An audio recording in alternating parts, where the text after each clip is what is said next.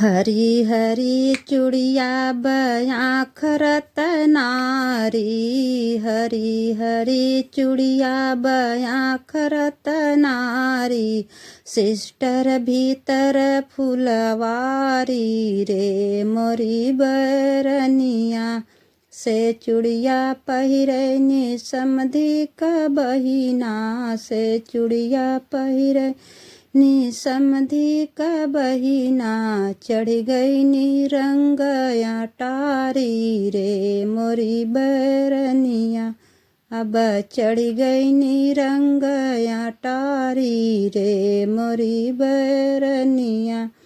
ऊपरा से गिरे छिनरो नीचे चली आम, ऊपरा से गिरे छिनरो नीचे चली आम, लग गई नी चोट बड़ी भारी रे मोरी बरनिया, अब लग गई नी चोट बड़ी भारी रे मोरी बरनिया।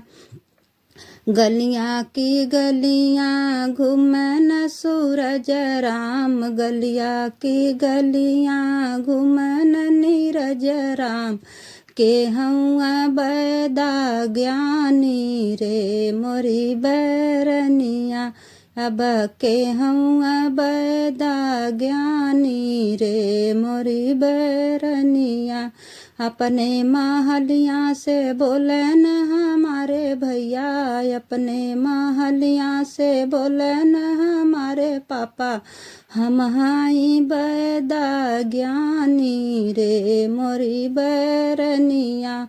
ऐन बयदवा पलंग चढ़ी बैठ, ऐन बयदवा पलंग चढ़ी बैठ, धार बहिलवा कनारी रे मोरी बरनिया, अब धार बहिलवा कनारी रे मोरी बरनिया।